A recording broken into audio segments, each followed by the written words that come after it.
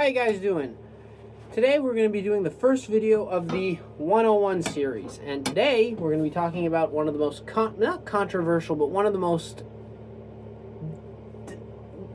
mixed feeling tool in turning, the skew chisel.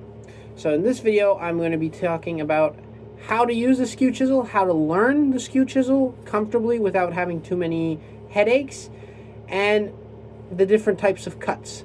So let's get into it. So the first thing we need to know about the skew is it is a very good tool. I've had people when I was starting turning that immediately told me, stay away from it. Don't even bother. There's no point. When you have catches, it's very, very dramatic, and it breaks the piece of wood. It goes well until it doesn't. I think 90% of everyone I've personally met who, when I was starting, would disregard this tool almost as a reflex. Like, oh, I use a skew, or oh, why don't you use a skew? It's kind of like a reflex. The only people I've seen that actually use it comfortably are people on YouTube. So I don't really know a lot of people who do it in my, for example, in my club, my friends that kind of do this stuff. No one ever recommended to use the skew. And I'm here to say that's a stupid perspective. It's a horrible perspective. The skew is a magnificent tool. When you're doing spindle work, this is the tool I go for before anything else. I think that I only use my spindle gouge recently to make plates and boxes. So face grain stuff. Very rarely do I use this on spindles. And if I do, it's because they're I'm very in a narrow spot where this can't go in. But very rarely will I not go for my skew. It's a tool that has so many advantages, and I think that because of the catches, and it's a little bit more tricky to learn, a lot of people put it aside. But I'm here to show you today that one, it's not that hard of a tool to learn, and two, it has lots of advantages. Lots of them. So I'm going to put a piece of ash on the lathe. I have another piece of pine, and we're going to be practicing. And this is something that I would recommend if you're trying out the skew, is to find scrap pieces of wood. Don't say, I'm going to make a beautiful thing out of this. Don't do that. Or I will explain how to go about using it while still making nice projects, so it just gets that muscle memory in. So anyway, I'm going to put this piece on the lathe, and I'm going to go over the different types and cuts that the skew can perform. So I unfortunately had a mishap with the camera, so I'm going to refilm this. Anyway, so I have a new block of ash. This is going to go between centers, just because I don't want to get the chuck out. So as always, eyeball center. Now, so for this video, I'm not going to be talking about skew chisels as, that's not centered at all. What am I doing?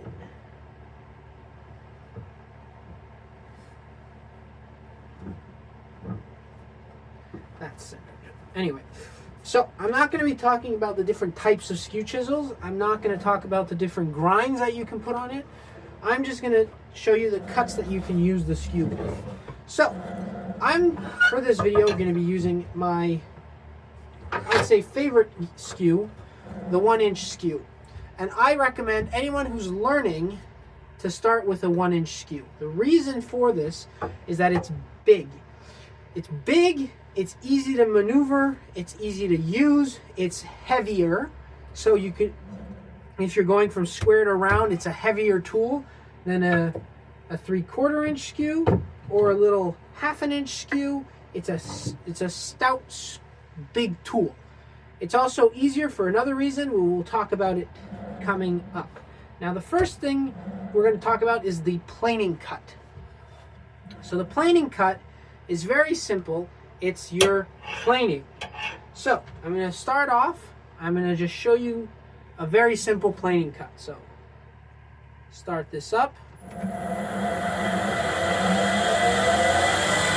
So very simple. Let the tool hit the wood. Rotate till you see dust. And rotate a little bit more. And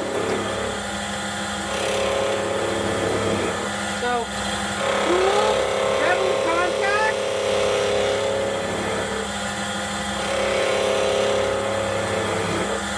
So tool, bevel contact.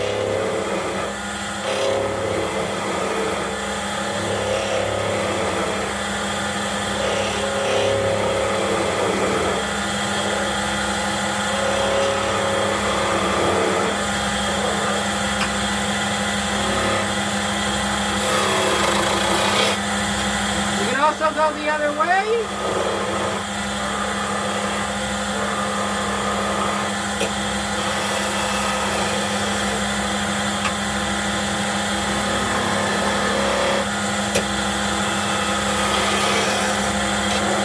All right. So that's round. So basically, so as you can see, that's the planing cut. So hit the tool. Now the tool's not hitting, so I'll do this at slower speed. So this is 120 RPM. So now the tool is only rubbing, right? It's rubbing here on the bevel. Then you want to angle so you just get a little bit of dust. So you see there's a little bit of dust there. That means if I go any further, the blade's engaged. And then you just turn your turn your wrist a little bit, and that engages the tool a little bit more. It's nothing to do with pushing. It's all with angling when the skew cuts and when it doesn't. So like this, I know I'm perfectly safe. I know I'm safe until there. And then if I go any further, you see, get a cut.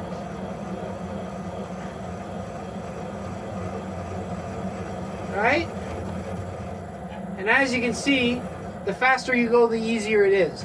But you can see I get these nice curly shavings. And if I dig the point in, you get a burr. I call it a burr. You see, it's kind of like a burr shape. So that is basically the planing cut. Very simple. A very simple cut to learn. And you can go the other way. Now, how it works. Well, actually, why do people fear the skew? And this is because of catches. Now, what is a catch? So I'm going to demonstrate one at slow speed because I'm too much of a chicken to do it at high speed. So I'm moseying along, I'm cutting my piece, I'm doing my planing cut, I'm all good, and then suddenly I go like, whoa! Oh no! I've broken everything. You haven't, but that is a catch. Now, that doesn't seem very dramatic, because I'm running at 100 RPM. If I'm 100 at 2000, it goes bang! And the reason is because compared to a gouge, and this is something that I want to say right away, I think this is one of the reasons why skew chisel catches are, yes, dramatic, but a lot less dramatic than with gouges. And here's why. Gouges are round. So when you put them onto the tool rest, they're kind of always fully supported. Yes, there's two wings, and there's an unsupported wing, which is this one, and a supported wing, which is this one if I'm going this way, and vice versa. But the gouge is always supported. The skew works on one of the four corners. So there's a lot of, like I can put my finger on here, there's space. So when the top edge grabs, it whacks the tool down. And then it whacks it down like this, bang.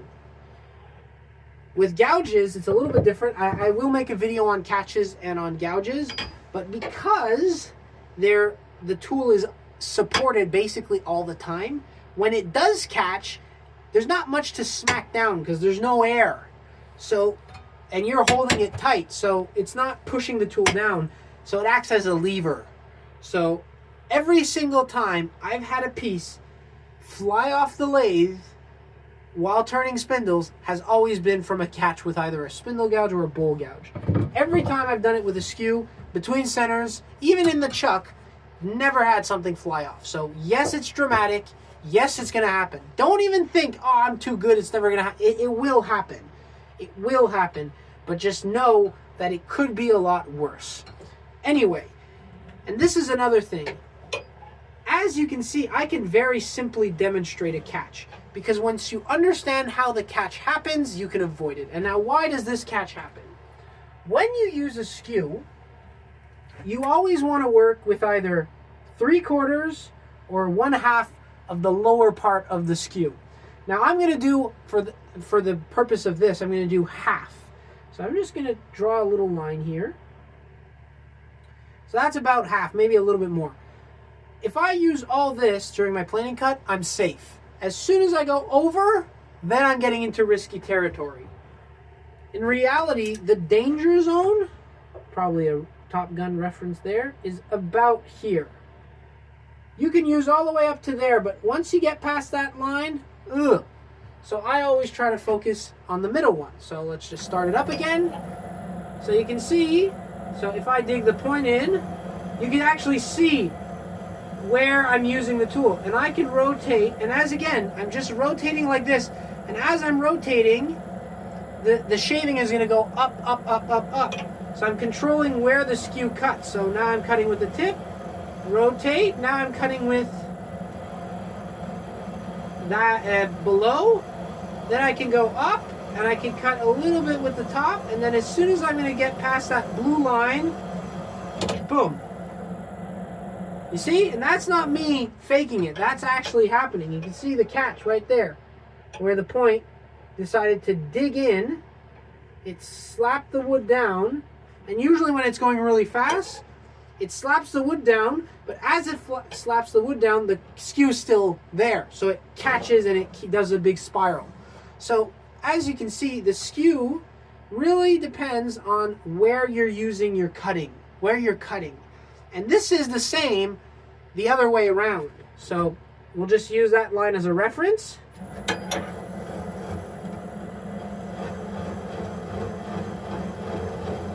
Right? Now this cut works a lot better when you're going fast.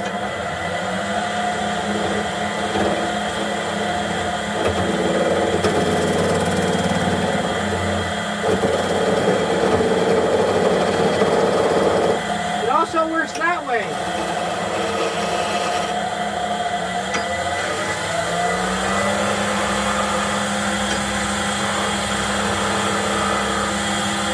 So if I'm doing this, bring that a little bit closer.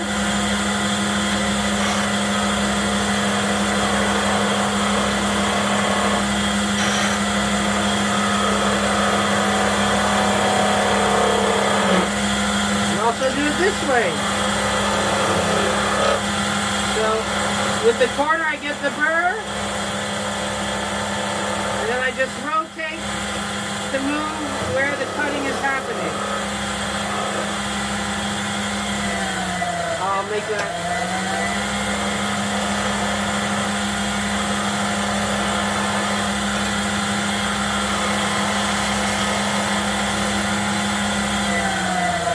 And there you go.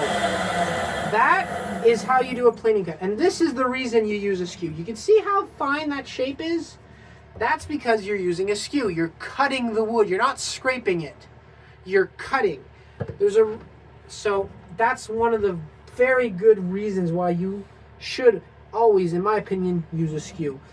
Now, so that's the first cut, the planing cut. It's a very easy cut to learn. It's only working with small, and if you want to learn it, do it at low speed like I just did. Just do it at low speed and just check where the gouge is cut, the skew is cutting to see how, okay, that I'll get a catch there.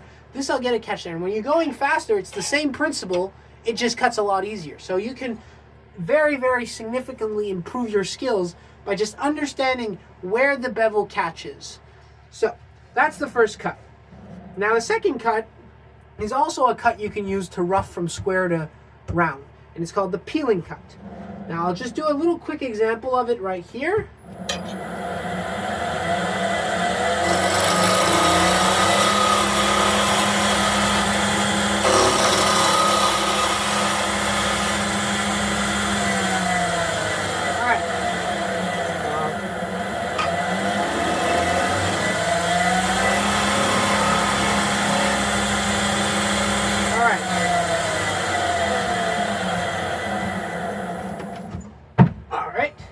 So you saw. So basically, how I did it, very simple. I hit the gouge here, and I rotate in. You're not sticking the gouge. You're not sticking the gouge in. If you're sticking the gouge in, you're not doing it right. You want to do an arc. And then you just peel away the wood. You're getting these peeled shavings, and not these nice and curly shavings. So if I just look right here, these are curly shavings, these are peeled shavings, not the same type of cut. This allows you to do tenons and to get from square to round quite quickly. I'll give you an example. So this is a beading and parting tool. I mostly use this for this kind of purpose. I'm actually going to sharpen it quick, sharp. Now, this is a tool that I use for this exact purpose. Now I'm going to show you the difference between peeling and scraping. And you can just hear it in the sound. So let's just say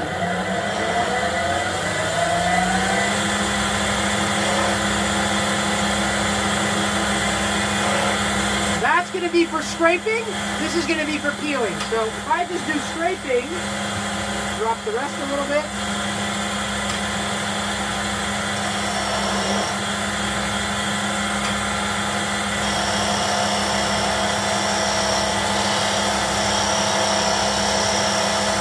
See the dust?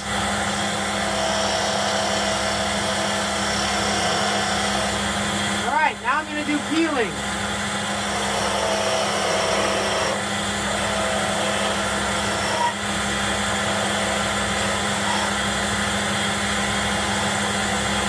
Scraping.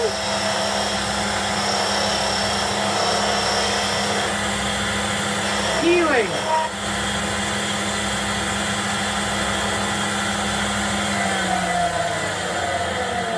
So you can easily see the difference. Peeling, for one, is a lot faster, and it doesn't make any bad sounds, and it doesn't scrape too much the wood. So peeling is you're going into an arc, you're hitting the wood here, and you're raising the tool up and going towards the center. You're not just sticking the tool. You're raising the tool up. And now this is such a versatile cut, I will be honest. It's such a perfect cut for so many things. For example, I can use this to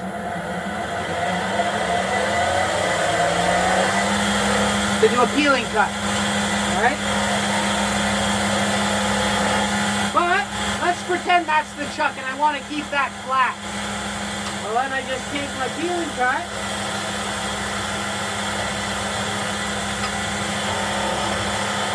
and I just make that flat.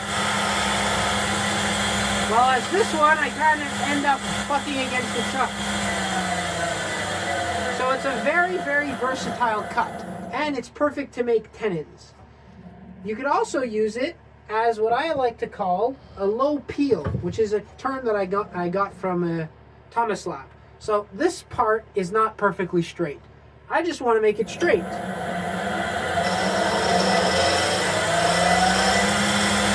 see how I'm cutting?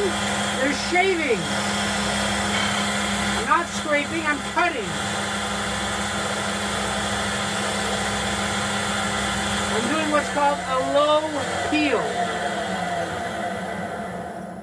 And that's one of the things that you can do with the peel cut, the peeling cut. Now, I'm going to get this round. Quick. This also has much to do with tool rest height. So I'm going to get this round.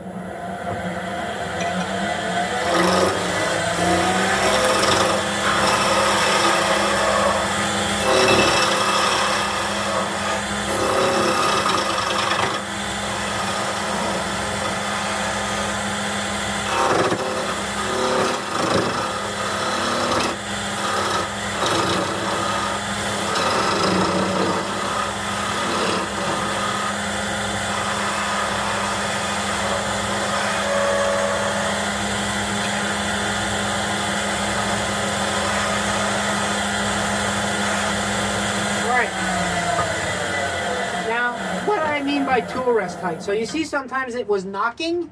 That's because I was too low and I was kind of knocking into the wood. When you're turning with a skew, the rest is raised. So let's just pretend if I just if I had a pencil. I had a pencil, can't find my pencil. Where did I put my pen? Oh, there it is. So this is the top, right? If this was a clock, that would be 12 o'clock. My skew, when I'm turning, is cutting around here. I don't know if you guys can see that. I'll use a Sharpie, it'll be better. So, 12 o'clock, where my skew's cutting. If I drop the rest to the center where my gouges would cut, and I put my gouge there, my gouge is cutting here. So if you're looking straight up, my gouge is cutting there. So a very big difference, like a 90-degree difference between the center and where the gouge cutting. The skew cuts high. Now this gives you two things, two advantages. One, it allows you to get nice cuts and be comfortable. Like I'm comfortable. Like this, if I'm turning here, the handle's all the way down here. I'm not very comfortable. If I raise the rest, now I'm comfortable. Actually, this is a little bit too high. Drop that a little bit. Oh, now I'm comfortable. It's right here. Don't have to bend over. Basically, my hand's at a 90 degrees. I'm not like this. I'm not like that. That's perfect. Another thing is, it allows you to avoid catches. So, as you can see, I'm rolling basically the skew flat. And I'm not catching the edge. I am on the limit, on the verge. But it's hard to get a catch like this. Because, and even if you just raise the rest a little bit higher,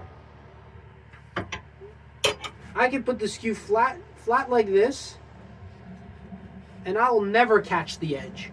Because the point physically can't dig in, because I'm hitting the bevel.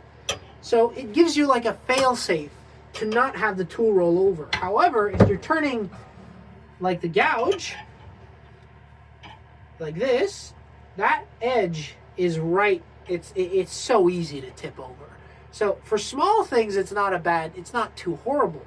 But for big pieces, when you're like this, it's so easy to just do one wrong move and then bang. But when you're up high, it's harder. So getting a catch is a little bit harder. So that's why I tend to always turn between up, like if this was 12, between 10:30 and 12. And then you can get a nice cut. So let's just... Here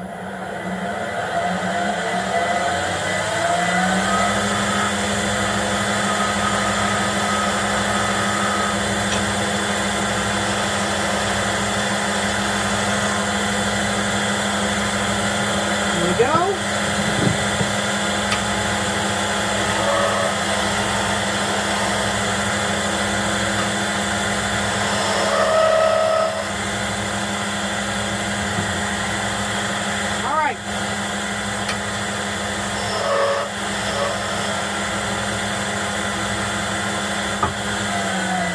This is a fun thing.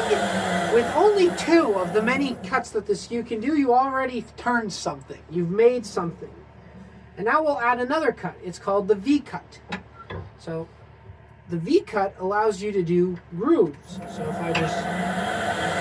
So you're basically flat on the rest, long point out. There you go. And then you can just go in.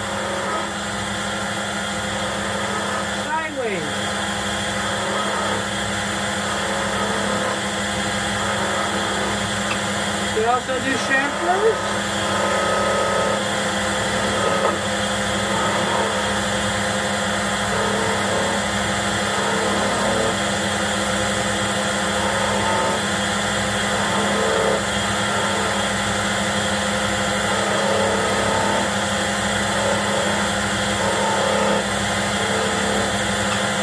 And you can true up edges. So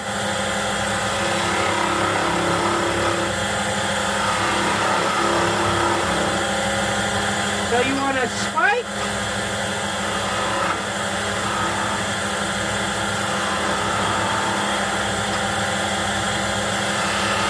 and then raise the handle.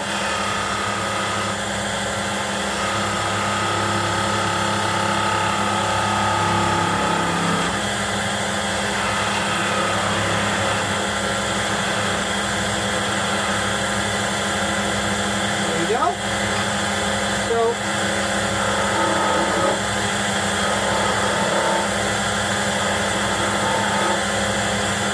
it's a very versatile cut. Makes some nice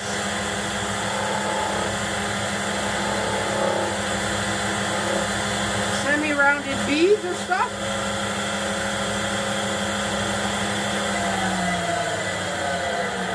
So it's a very simple cut to use. A very simple cut to use, and allows you to make kind of straight angles. So, and as you can see, just by those 3 cuts, you can already turn something quite nice. So the only trick is you want not to peel over too much. So if I'm doing, let's say I want to make another one, I'll make one here. So I don't want to just push in. I want to push in and kind of raise a little bit to avoid this edge catching on the bead.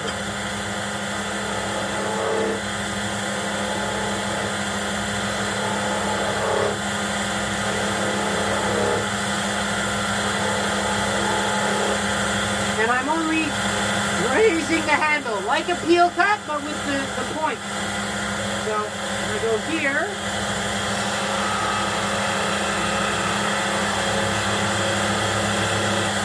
You want to be careful with this one, because it's not in a chuck, so I don't want to hit the spur, the actual spur. You can see, it gives a nice little kind of peel.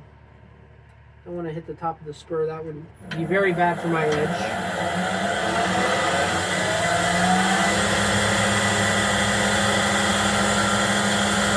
So wow, we could actually make one here. Well, we'll leave that one over.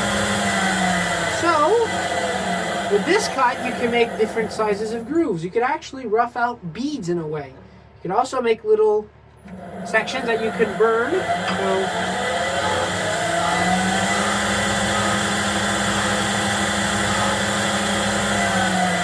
add some texturing to your turning. So a very useful little tool.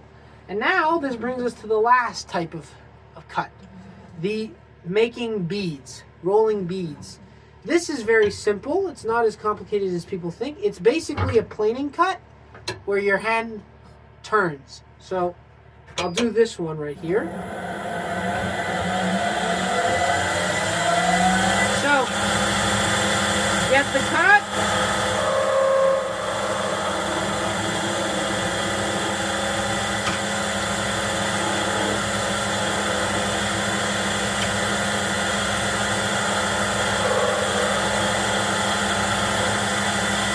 There you go.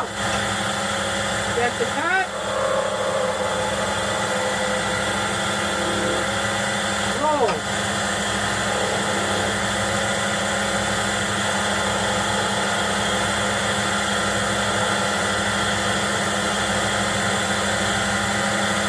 Right? So it's very simple. It's just having the planing and turning. If you want a little bit more control over your bead, you could also do it with the point. So, dig the point in, and then just guide the point down.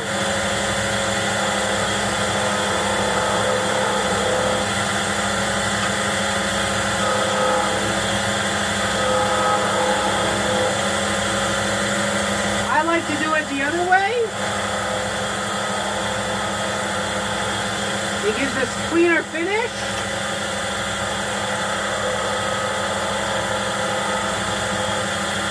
But, so I like it because it gives a really clean finish.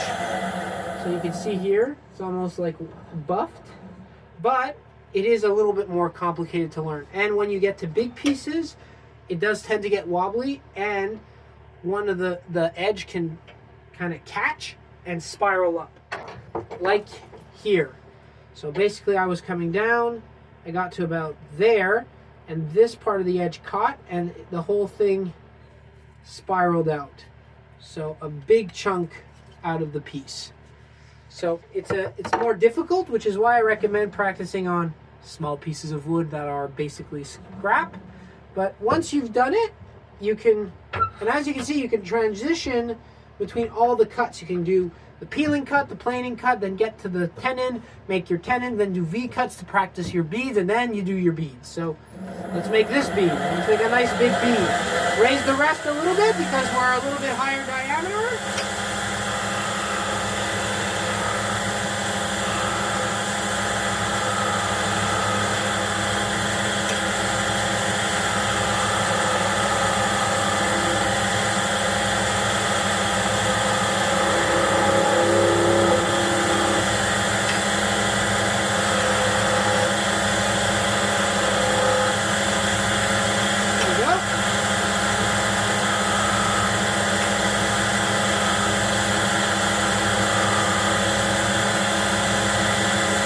That. If you come back over here,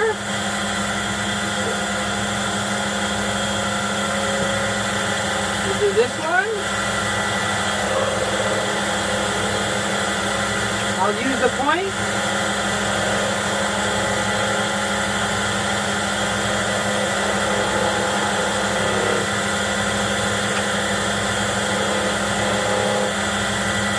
Like that. You can also just go in with the point right away. Like so. Right? And I want to leave those like that. You go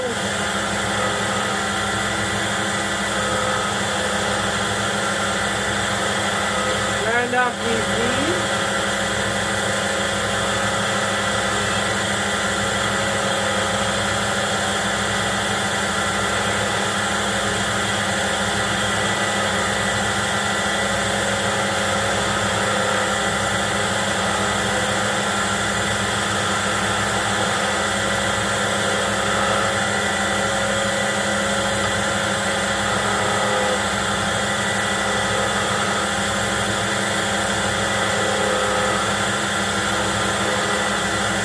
Once you've got the tool cutting, it's all in just turning the wrist.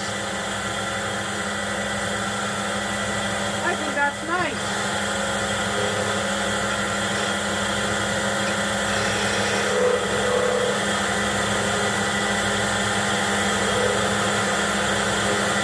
You can also do tenons with a peeling cut where you're just pushing in like that.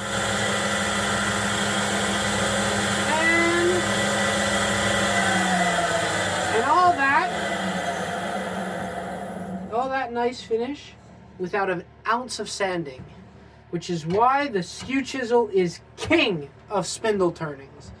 There's a reason production turners use it. There's a reason that it has been unchanged ever. It is because it works. So as you can see with the Skew chisel, I went from a block of wood to this nice thing with using all the different cuts of the Skew. It's a simple tool to learn. You just have to practice it on pieces like this. You start with a planing cut, then you go to a peeling cut, then you do your tenons, then you do your V cuts to get your beads, and then you roll those beads eventually. And that, when you get pretty good, you can actually just do 2 grooves and then roll each bead on each side. So there's a lot of things that you can do with the Skew. It's a versatile tool. And if you mess up, you throw it away and you start again. I think that it's the best tool to use for spindle jobs. The spindle gouge, I would use, actually I wouldn't even need to. If I wanted to roll this bead, I'd just take a smaller Skew chisel. You wouldn't need the spindle gouge to make something like this. But it's a tool that you can use to make coves. But you could also make coves with the Skew. It's very simple. You just do a planing cut and just ease into it. It's not as quick, but you can do it as well. So that's those are all 5 cuts that you can do using a 1-inch Skew chisel, and you just have to practice. So I hope you guys enjoyed this first of the 101 series on the Skew chisel. I hope I convinced you guys, you beginners or old turners who haven't gone to the Skew yet and are part of the category of people who've shied away from it. I hope I convinced you to use the Skew. It does take time to learn. I'm not gonna lie. You will have catches. I still have catches sometimes. Not as often, but sometimes. it's a good tool to have in your arsenal. It cuts down on sanding, cuts down on abrasives, it cuts down on dust. For someone who doesn't have a dust collector, this is beautiful. It's a very, very good and effective tool. So, as I've said, 1-inch skew, scrap pieces of wood, and just practice. And if you're I don't want to practice just doing the skew. You just want to practice your skew chisel skills while you're doing actual turning. Like when I mean actual, it's like stuff that you want to make. I used it for roughing. Just to take the square piece and get it round. Either doing peeling cuts or planing cuts. And just practicing those 2 cuts. If you get the planing cut right, everything else becomes simple. If you are just feeling your way through and knowing, okay, the skew is cutting here and I don't want to go cut there. I want it to feel this way, not that way. Then rolling beads, doing V-cuts, doing coves becomes infinitely easier. So practice by roughing down and then start gradually incorporating the skew into your turnings. Or simply take scrap pieces of wood and turn beads. For example, this is an old piece of 1x1, like this. And I just made this out of it with the skew. It's not going to become anything, but I practice the peeling cut, the planing cut to get it round, the planing cut here. This is how to make a cove. I could do that in a separate video. Making V-cuts and then rolling beads. Practice all the skew chisel cuts with 1 piece. So I recommend everyone who's watching this video do this exercise. Do it, try it, and get comfortable with the skew. And as time goes on, you will realize that it's a very fun tool to use, to the point where you might want to get another one, and another one, and another one. So, I hope you guys enjoyed. This was a very fun video to make. And as always, happy turning, and we'll see you next time.